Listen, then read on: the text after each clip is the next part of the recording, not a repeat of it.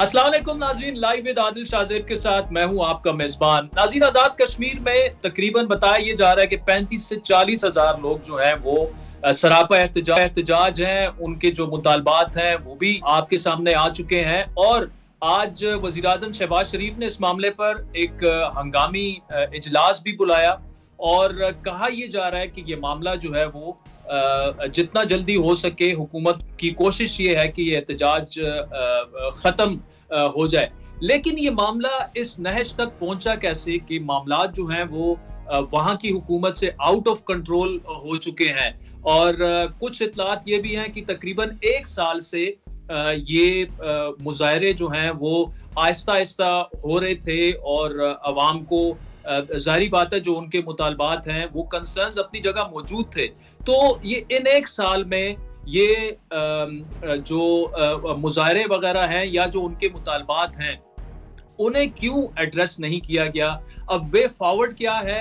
और अभी तक ये मामला जो है वो क्यों उसको हल नहीं किया गया? आज कैबिनेट में भी इस पर बात हुई और वज़ीर-ए-आज़म शहबाज शरीफ ने इस मामले पर जो हंगामी इजलास बुलाया था, उसकी क्या तफसीलात हैं? तो नाज़रीन, तमाम मामलात पर गुफ्तगू करने के लिए हमारे साथ मौजूद हैं मुस्लिम लीग नून पंजाब के सदर, नून लीग के सीनियर रहनुमा जनाब राना सनाउल्लाह साहब। राना साहब, बहुत शुक्रिया। ये जो कश्मीर वाला मामला है, ये क्या चीजें आउट ऑफ कंट्रोल होती नहीं लग रही आपको? एक एक गुस्सा लग रहा है कि अवाम में है, तो इसको कैसे टैकल किया जाएगा? आपकी आज प्राइम मिनिस्टर साहब से मुलाकात भी हुई और इमरजेंसी मीटिंग भी इस मामले पर बुलाई गई। तो क्या मामलात जो हैं वो अंडर कंट्रोल हैं?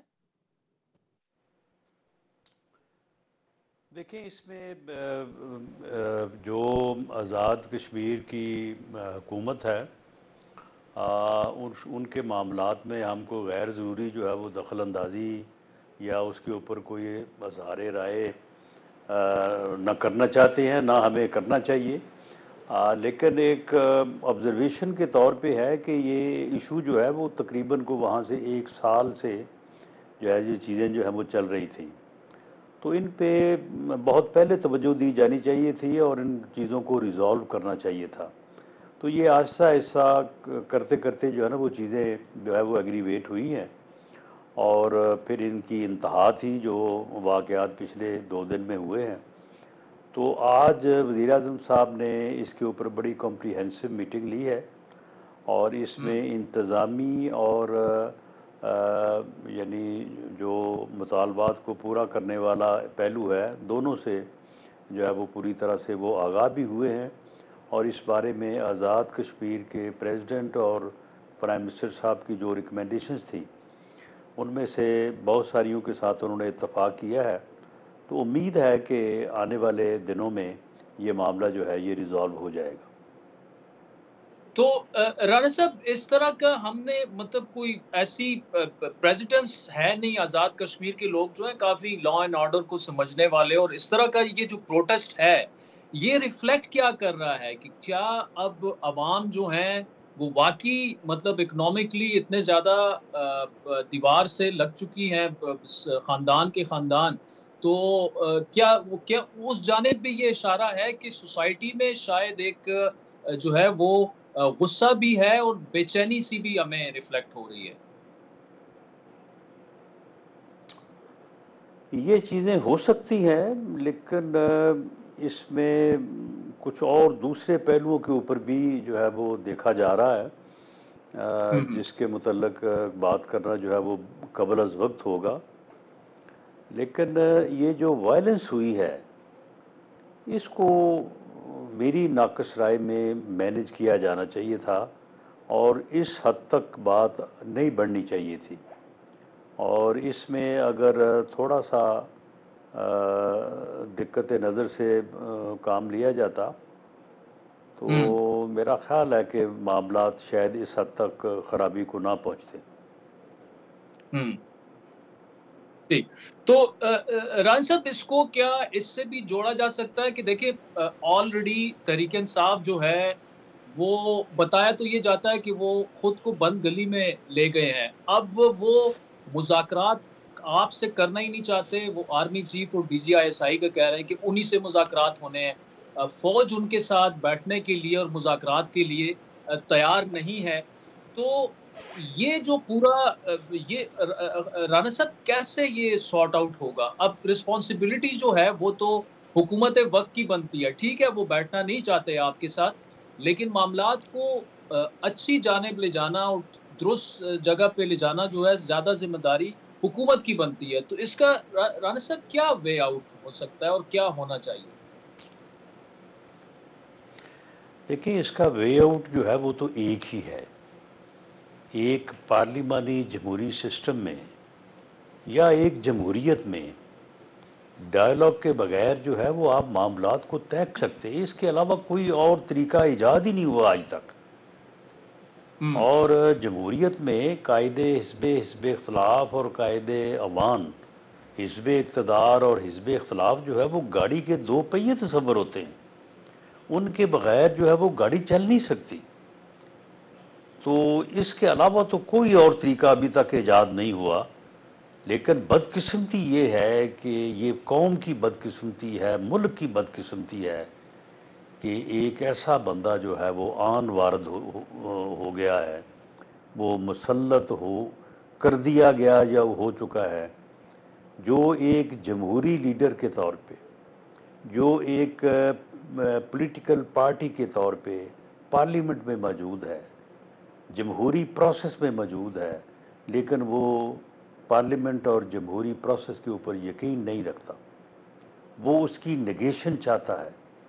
वो यानी जमहूरियत के रास्ते जो है वो अफरा तफरी और जो है वो फितना गरी फैलाते हुए जो है वो आगे बढ़ना चाहता है। तो अब इसमें जो है ये कोशिश ही की जा सकती है कि उसे रोका जाए। और फिर जब कभी मैं वो बात करता हूँ कि ये आदमी जो है इसका वजूद जो है वो जमहूरियत के वजूद के लिए जो है वो ख़तरे का बायस है, तो दोनों में से एक का ही पॉलिटिकल जो वजूद है वो रह सकता है कि वो तो इस बात पे तुले हुए हैं कि अगर मैं हूँ तो फिर और कोई भी नहीं है। तो फिर अगर और हैं तो फिर वो अपने मतलब फिर सोच लें कि वो फिर कहाँ हैं। वो बैठने को, दूसरों को तस्लीम करने को तैयार नहीं है। जबकि जमहूरियत हुँ। में अब आप अपने आप को मनवाने के लिए आपको दूसरे का वजूद तस्लीम करना पड़ता है। तो इस बारे में अब जो चीज़ें पिछले तकरीबन 10 दिन में सामने आई हैं, मियाँ नवाज़ शरीफ ने 21 अक्टूबर को पूरी कौम को गवाह बना के ये कहा कि मेरा 40 साला सियासी ज़िंदगी का तज्ज़िया तजर्बा ये है कि हम सब जब तक सर जोड़ के नहीं बैठेंगे, ये मुल्क जो है ये इस दलदल से नहीं निकलेगा। राणा अब साहब हमने इसमें इस बात को बड़ा वाज़ेह कदम तौर पे कहा अगर कि हमें बैठना अगर चाहिए, बात ए करनी चाहिए। उसके बाद जो उनकी ठीक है, तरफ से अगर जवाब आया वो आपके सामने है। ठीक है, अगर अगर नवाज़ शरीफ साहब चूँकि अब शहबाज़ शरीफ साहब ने मुस्लिम लीग नून की सदारत से इस्तीफ़ा दे दिया और गालिब इम्कान यही है कि मियाँ नवाज़ शरीफ दोबारा से अपनी जमात के कायद बन जाएँगे, तो क्यों नहीं वो एक कदम आगे चलते हुए बाकायदा उनको मुज़ाकरात की दावत दे दें कि जी ठीक है, मेरा नाम मोहम्मद नवाज़ शरीफ है और मैंने मुल्क को आगे लेके जाना है, तो मैं अपना जो भी ईगो है वो मैं पी जाता हूँ और मैं आपके साथ मुज़ाकरात के लिए तैयार हूँ। मियाँ साहब क्या ये करने के लिए तैयार हैं? जी, बिल्कुल, हमने तो इस बारे में बड़ी दो टोक जो है वो बात की है, लेकिन उसका जवाब उन्होंने वो बड़ा, अब तो इसमें कोई अभाव नहीं रह गया। उन्होंने नाम लेके कहा है कि मैं पीएमएलएन से, पीपल्स पार्टी से और जो है एमक्यूएम से मैं बात नहीं करूँगा। क्या आपका क्या ख़्याल है कि जो प्रेसिडेंट का ख़िताब होता है पार्लिमानी जमहूरी सिस्टम में, वो गवर्नमेंट की तरफ से वेट नहीं होता? गवर्नमेंट की राय उसमें शामिल नहीं होती? जो कोलिशन गवर्नमेंट है उसमें कोलिशन पार्टनर्स की राय शामिल नहीं है? प्रेसिडेंट ने on the floor of the house opposition के सामने जो उन्हें मुफाहमत की और डायलॉग की जो दावत दी है, तो आप क्या समझते हैं कि इसमें गवर्नमेंट शामिल नहीं है? इसमें जो कोलिशन पार्टीज़ हैं वो शामिल नहीं हैं। तो अब खामखा जो है वो उससे जो है वो इंसल्ट जो है वो बाई करने की तो ज़रूरत नहीं है। वो जब भी हमने कभी कहा है कि जी हम मुज़ाकरात करने को तैयार हैं, वो आगे से गालियाँ देता है। वो कहता तुम हो कौन जिनके साथ मैं बैठूं, जिनके साथ मैं बैठ के जो है वो बात करूं। अब उसने कहा है कि जी मैंने तो इस्टेब्लिशमेंट से बात करनी है। इस्टेब्लिशमेंट से ही उसका झगड़ा है, झगड़ा भी उसका हमारे साथ नहीं है, इस्टेब्लिशमेंट से है। क्योंकि वो इस्टेब्लिशमेंट को उसने कहा था कि मेरा साथ दें, अपोजिशन को वैसे ही सफ़ाए हस्ती से मिटा देते हैं, ख़त्म कर देते हैं इसको। तो 500 आदमी जो है वो प्रोग्राम था उनका कि इन 500 आदमी को फ़ारग करना है, तो उसके बाद अपोजिशन जो है वो फ़ारग हो जाएगी। उस वक्त की इस्टेब्लिशमेंट ने इसका साथ नहीं दिया, जिस पर इसका झगड़ा हो गया। और इसने फिर बाकायदा उनको कहा कि तुम तो मीर जाफ़र हो, तुम मीर सादक हो, घर में डाकू आ गए हैं, चोर आ गए हैं, चौकीदार जो है वो कह रहा है कि जी मैंने फायरिंग नहीं करनी। तो ये फायरिंग किसके ऊपर करवाना चाहता था? हमारे ऊपर। हमें ही वो डाकू और जो है ना वो नामजद कर रहा था ना। तो ये उसका एजेंडा है, इस एजेंडे के ऊपर वो गामजन है। अब इस एजेंडे के ऊपर गामजन रह के फिर या वो हमें सियासी तौर पे ख़त्म कर देगा या फिर खुद हो जाएगा। तो राणा साहब ये बताइएगा कि 9 मई जो है तकरीबन 1 साल पूरा उसको हो गया है। अभी तक सज़ाएँ क्यों नहीं मिल पाई? उसकी उसकी बड़ी वजह क्या है? और क्या आप समझते हैं कि मतलब अब डीजी ISPR ने तो बड़ा क्लियर कट कहा था कि जब तक माफ़ी नहीं माँगी जाएगी तो इस मामले पर आगे नहीं बढ़ा जा सकता। तो अगर वो माफ़ी माँग लेते हैं, तो क्या माफ़ी दे देनी चाहिए? देखिए ये माफ़ी वाला मामला जो है ना, ये तो अब किसी के बस में नहीं है। ये हुँ, एक क्रिमिनल एक्ट है, उसके ऊपर मुकदमा दर्ज हो चुके हैं। मुल्ज़मान जो हैं वो उनका ट्रायल जो है वो मिलिट्री कोर्ट में या एंटी टेररिस्ट कोर्ट में शुरू हो चुका है। अब वहाँ पे जज़ा या सज़ा होनी है। बेगुनाह ने बरी होना है, गुनहगार ने सज़ा मिलनी है। सज़ा होने के बाद फिर प्रेसिडेंट के पास एक पावर है कि वो जो सज़ा जो है उसमें कमी भी कर सकता है और माफ़ी भी कर सकता है। इस वक्त मामला ये है कि ये जो हमारा कॉन्स्टिट्यूशन है, हमारा जो जुडिशल सिस्टम है, जिसमें रिट जुरिस्डिक्शन है 199 और आर्टिकल 184 सब 3, जी। ये जो हमारे स्टे ऑर्डर्स हैं, इन्होंने आज तक किसी काम को किसी किनारे लगने ही नहीं दिया। अब आप देखें कि इसके ऊपर मिलिट्री कोर्ट्स का क़याम अमल में लाया गया। चीफ जी, ऑफ आर्मी स्टाफ का ये बड़ा वाज़ेह मौक़िफ़ था कि जी हमारे घर पे हमला हुआ है, आर्मी हाउस पे हमला हुआ है, आर्मी की इंस्टॉलेशंस के ऊपर हमला हुआ है। अब आप मुझे बताएं कि अगर किसी यूनिट पे वैसे तो दहशतगर्द ही हमले करते हैं या दुश्मन मुल्क करता है, इस दफ़ा एक सियासी जमात ने उठ के ये काम कर दिया। आप मुझे बताएं कि अगर आर्मी हाउस पे हमला होगा, आर्मी की इंस्टॉलेशंस के ऊपर हमला होगा, उनके शहदा की यादगारों पे ऊपर हमला होगा, तो फिर क्या वो आर्मी एक्ट जो है वहाँ पे नाफिज नहीं होगा? उन्होंने ये फ़ैसला किया कि आर्मी एक्ट के तहत जो है वो हम इनको ट्रायल करेंगे। उसके बाद जनाब स्टे आ गया। अब स्टे में 10 माह गुजर गए हैं और अभी भी स्टे है। और ये कहा था ये कोई 1 महीना पहले कि जी जिन केसेस में इनको बरी करना है उनका फ़ैसला कर दें, और जिन केसेस में उतनी सज़ा देनी है जितनी वो काट चुके हैं तो वो फ़ैसला कर दें, बाकी अभी स्टे है। हालांकि हुँ, अगर आर्मी चीफ ने ये फ़ैसला कर लिया था कि इसका जो है वो मिलिट्री कोर्ट्स में ट्रायल होगा, तो उन्हें करने देते। क्या उसके बाद कोई सुप्रीम कोर्ट की जुरिस्डिक्शन ख़त्म हो जाती है? अगर वो जो बरी हो जाते चलें वो घरों को जाते, विदिन 30 डेज़ हो जाना था ये मिलिट्री कोर्ट में ट्रायल में, तो कौन सा टाइम लगना था? विदिन 1 और 2 हुँ। मंथ्स 30 या 60 डे फैसले हो जाने थे। जो बेगुनाह है वो घर को जाते गरीब, ख़वातीन हैं उसमें, नौजवान हैं, बाकी लोग हैं, और जो सज़ा पाते वो सुप्रीम कोर्ट में अपील करते, सुप्रीम कोर्ट देख लेता। अगर किसी जगह पे तजावुज़ हुआ है तो भाई वो उनकी सज़ा सेट असाइड कर देते। तो मामला ये है कि अब इसका क्या किया जाए कि वो ट्रायल पेंडिंग है, स्टे जो है वो भी बहरहाल पेंडिंग ही है और इन ऑपरेशन है। ठीक। अच्छा राणा साहब दूसरा ये बताएगा कि जो 43 इज़ाफ़ी मख़सूस नशिस्तें थी नून लीग को वो ताहुक्म सानी जो है वो मुअत्तल कर दी गई हैं। अब 2 तिहाई अक्सरियत हुकूमत के पास नहीं रही, कई बिल पास कराने हैं, बजट पास कराने हैं। अ, ये तो सियासी मुश्किलात जो हैं आप लोगों की उसमें इज़ाफ़ा होता जा रहा है।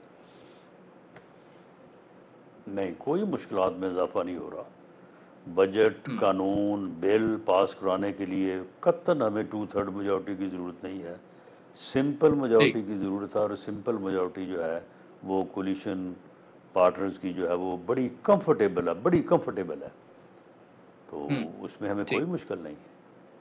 ठीक है। राणा साहब पीपल्स पार्टी जो है वो क्या ये बात दुरुस्त है कि वो हुकूमत में शामिल हो रहे हैं, उन्हें बाकायदा दावत दे दी गई है और उन्होंने एक्सेप्ट भी कर लिया है? हुकूमत में वो शामिल हैं, इसमें कोई शक नहीं है कि they are part of the government, they are our coalition partners. हुँ, कैबिनेट में जो है वो नहीं मौजूद। वो अब वज़ीर आज़म ने जो पिछले दिनों चेयरमैन बिलावल भुट्टो ज़रदारी से मुलाकात हुई है, तो उन्होंने उनको दोबारा रिक्वेस्ट की है और हमारा ये अंदाज़ा है, कोई हतमी बात तो नहीं है, लेकिन हमारी असेसमेंट है कि वो इस बात पे गौर कर रहे हैं और वो अपनी पार्टी की सेंट्रल एग्जेक्टिव से फ़ैसला लेके तो वो इस तरफ जो है वो पेशरफ्त करेंगे। नाज़रीन वक्त तो चाहता है एक ब्रेक का जिसके बाद राणा सनाउल्लाह साहब से गुफ्तगू जारी रहे।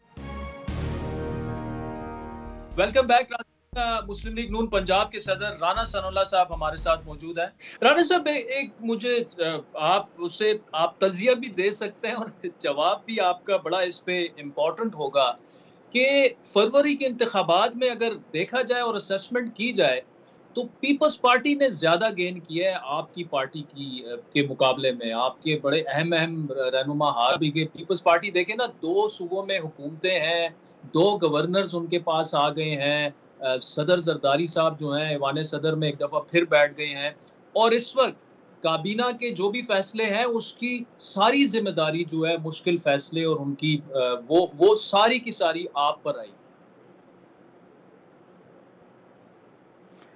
नहीं, ज़िम्मेदारी जो है ना उससे तो वो बाहर नहीं हो सकते।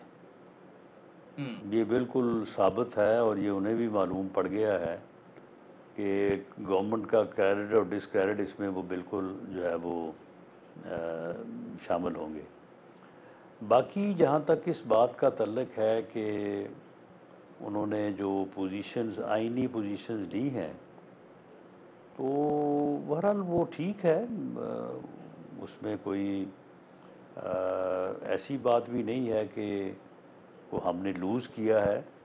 और जहाँ तक गेन करने का मामला है तो ये देखें, अगर एक लीडिंग कोलिशन पार्टनर के तौर पे हमने मेन स्लॉट्स जो है वो अगर हमने रखनी है तो उसके फिर मुतबादल कोलिशन पार्टनर्स को कुछ ना कुछ देना तो पड़ेगा ना। बे ये फिर सब कुछ साथ लेके चलने वाली बात होती है। ऐसा तो नहीं हो हुँ। सकता कि आप हर चीज़ जो है वो खुद अपने पास रखें।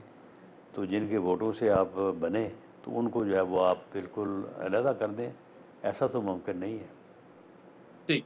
दूसरा राणा साहब जो नवाज़ शरीफ साहब अब सदर बनने तो जा रहे हैं, लेकिन आपकी पार्टी के जो सीनियर लोग हैं, फॉर एग्ज़ाम्पल मिफ्ता इस्माइल साहब हों, शाहिद खाकान साहब हों, सरदार मेहताब साहब हों, वो कुछ और भी नाम हैं, मोहम्मद ज़ुबैर साहब हों, उनको मनाने की कोशिश तक नहीं की गई। तो ऐसा लग रहा है कि नवाज़ शरीफ साहब को कोई परवाह नहीं है कि ये सीनियर साथी अगर छोड़ के जा रहे हैं तो छोड़ के चले जाएँ। ये क्या दुरुस्त है ये बात?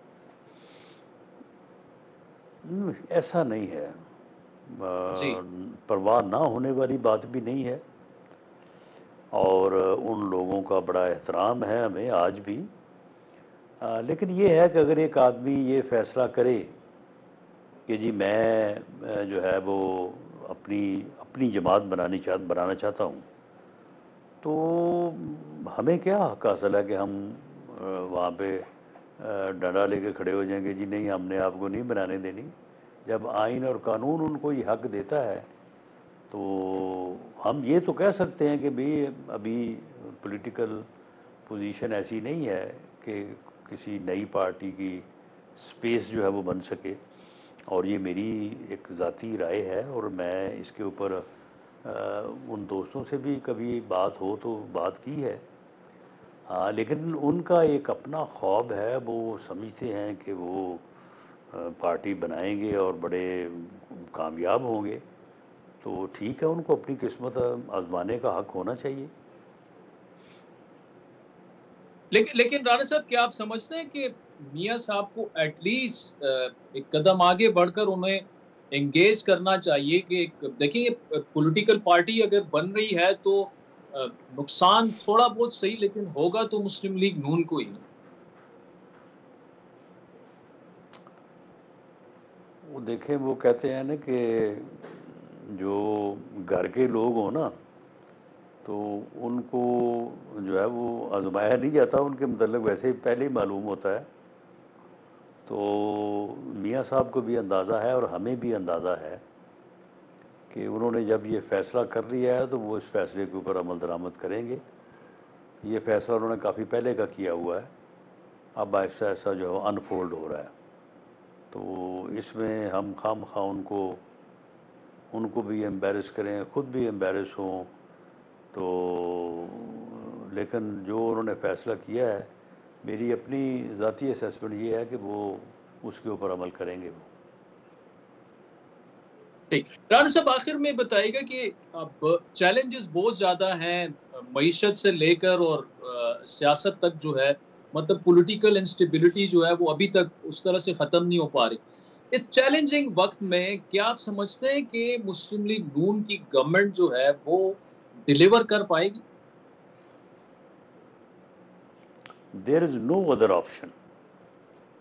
हुँ, इस हुकूमत ने या डिलीवर करना है या फिर खुदा न खास्ता जो है वो मुल्क का नुकसान होगा।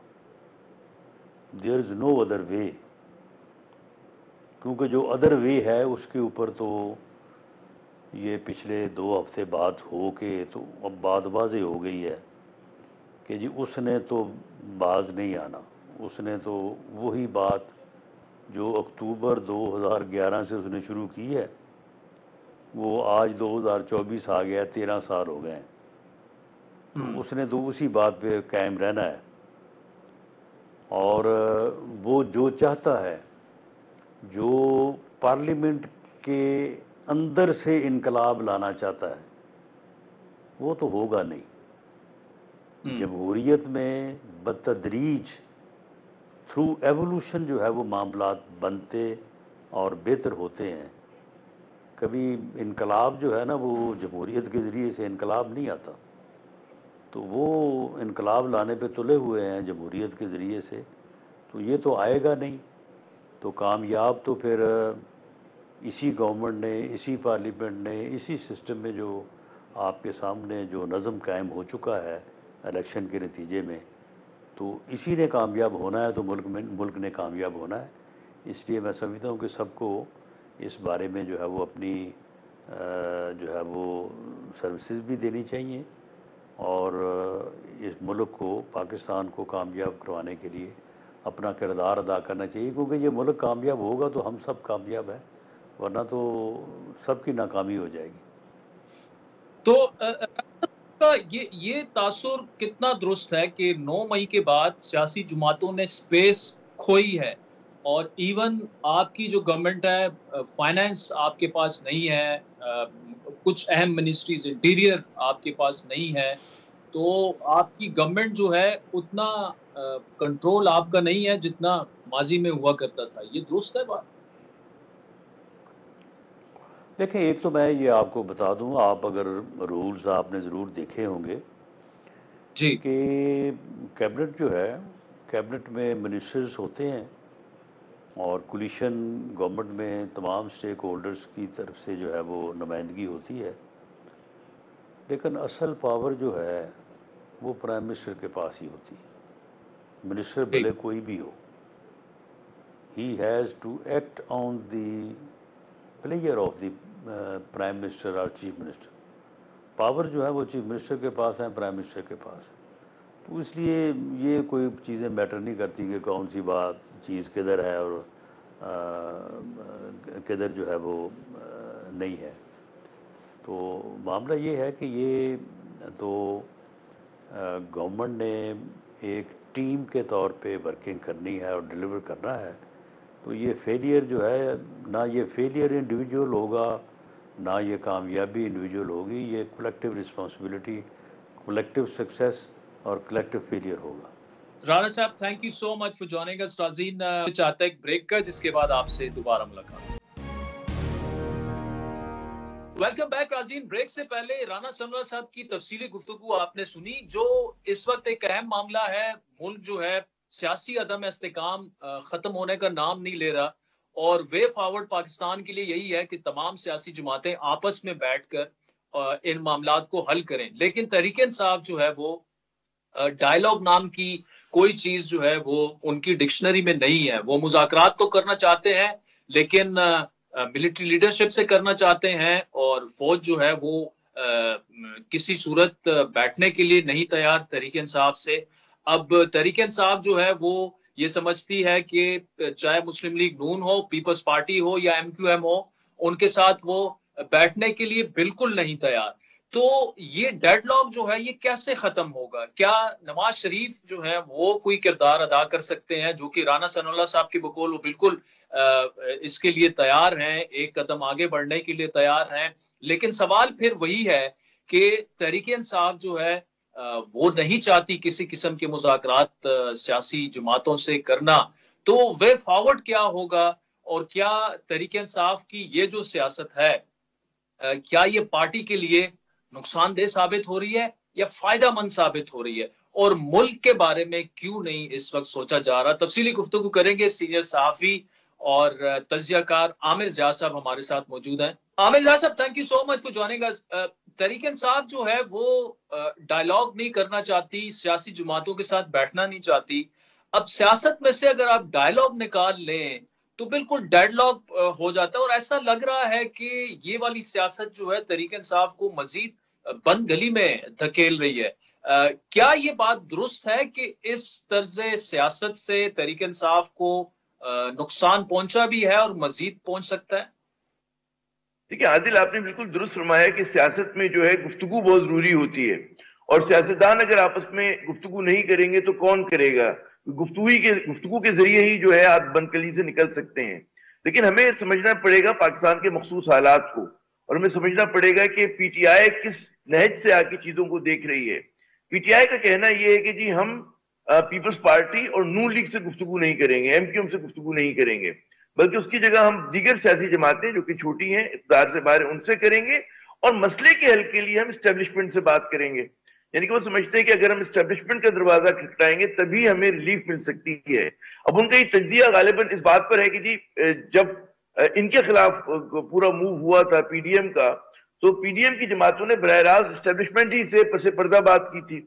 और वो ये भी समझते हैं, जो PTI के लोग हैं, वो समझते हैं कि जी इस वक्त सूट करता है नून लीग को और पाकिस्तान पीपल्स पार्टी जैसी जमातों को कि PTI इरेलीवेंट रहे, क्योंकि अगर PTI रेलिवेंट हो जाती तो ये दोनों जमातें इरेलीवेंट हो जाएंगी, जो हमारी हमेशा होता है कि जब PTI रेलिवेंट थी तो आपने देखा ये दोनों जमातें रेलिवेंट हो गई थी, और अब अगर आज ये रेलिवेंट है तो PTI रेलिवेंट है।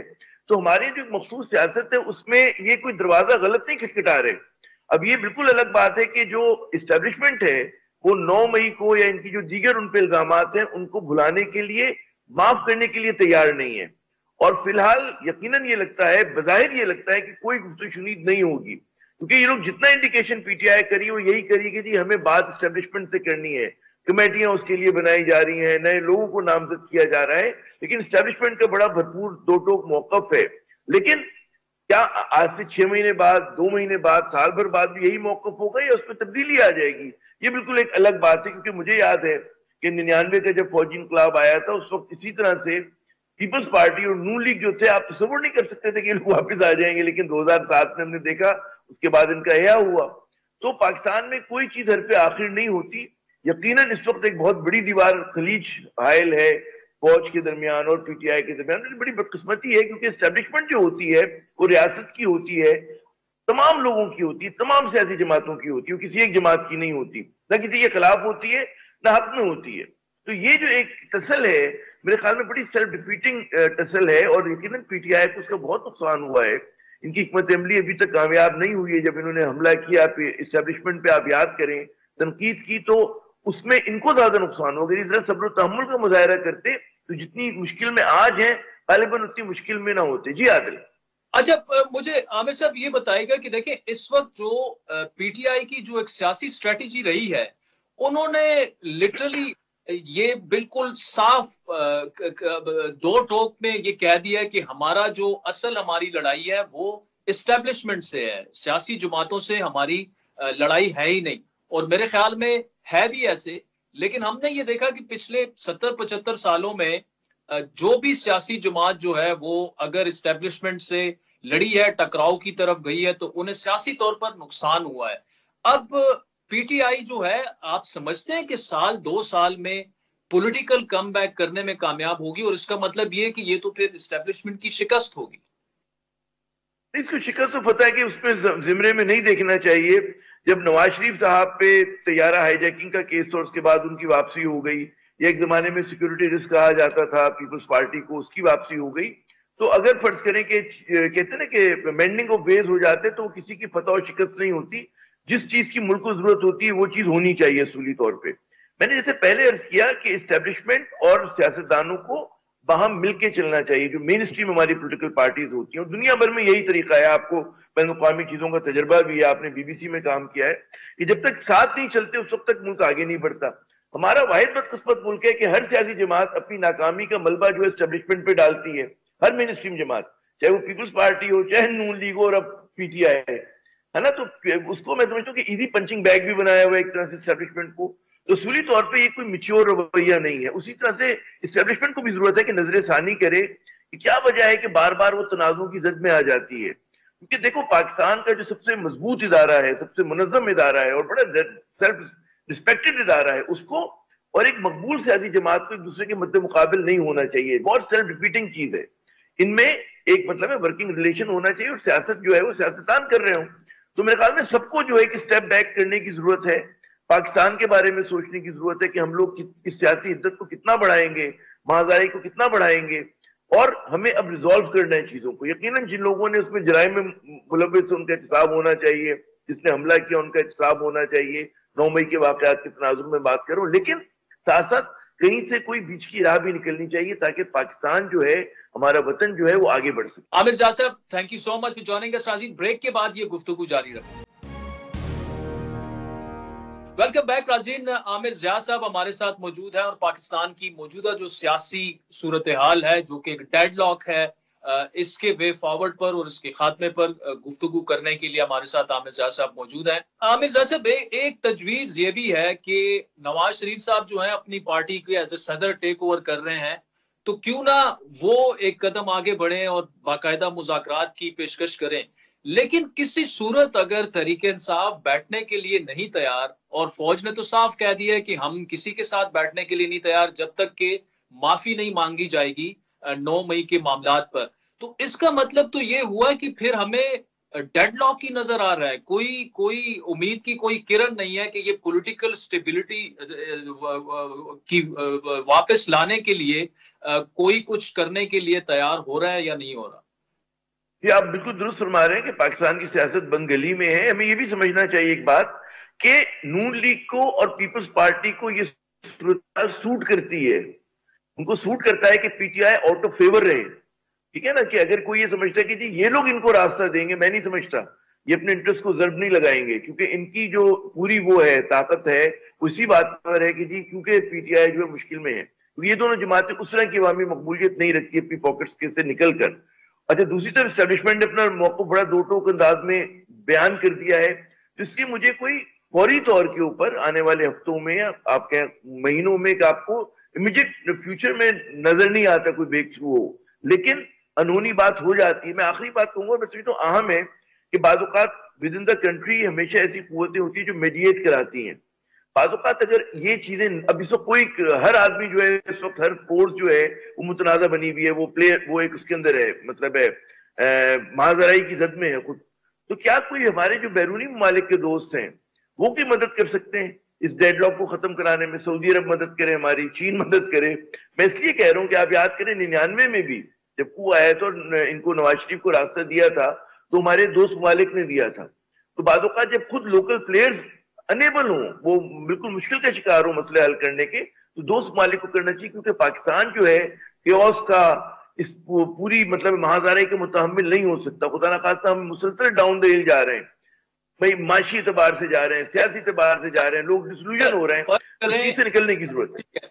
फर्ज करें अगर कोई रीजनल मुल्क, दोस्त मुल्क इसके लिए तैयार भी हो, तो एक बात तो है कि इमरान खान साहब जो है वो है तो अनप्रिडिक्टेबल ना, वो कोई उनकी गारंटी लेगा तो वो फंसेगा ही। अब मुझे नहीं पता खैर, क्योंकि मैं इतना करीब से नहीं जानता आदिल जितना आप इमरान खान को करीब से जानते हैं, तो लेकिन मेरे ख्याल में जो सियासत के इस लेवल पे जब लोग आ जाते हैं जिनको पावर मैट्रिक्स का पता होता है, तो कहीं ना कहीं इत्तेदाल की बात निकल आती, कहीं ना कहीं पे कायल किया जा सकता है, क्योंकि वो कोई बिल्कुल एक जुनूनी किस्म के कोई मतलब है फारिग शख्स तो मेरे ख्याल में नहीं है। वो प्राइम मिनिस्टर रह चुके हैं इस मुल्क के, टीम को लीड किया है, सोशल वर्कर रह चुके हैं। तो अगर कोई बात मतलब है खलूस से समझाई जाए, उनको समझाया जाए कि भाई इसमें मुल्क का भी फायदा है, आपका भी भला है, आपकी पार्टी का भी भला है, तो हो सकता है कि वो नजरसानी करे। मुझे नहीं पता, मैं नहीं कह रहा, लेकिन पिच किस तरह से किया जाता है, कौन कर रहा है, तो ये तमाम चीजें होती हैं। और इसमें देखें अनप्रेडिक्टेबल तो कोई कभी भी हो सकता है। और मुशर्रफ साहब को बड़ा वो यकीन था कि जी बेनजीर साहिबा भी नहीं आएंगी या नवाज शरीफ नहीं आएंगे 2007 में, लेकिन वो मुआहिदा था, लेकिन मुआहिदे की खिलाफ वर्जी करके आ गए थे। तो एक वक्त ऐसा आता है कि लोग इस तरह की चीजें करते हैं, लेकिन इसमें ये मतलब नहीं कि हम कोशिशें छोड़ दें और हम ये बात करना छोड़ दें कि जी रिजॉल्व करें इस मसले को। अच्छा अमीर साहब, दूसरा ये बताइएगा कि इस वक्त राना सनाउल्लाह साहब ने बड़ी अहम एक बात की कि उनके पास मतलब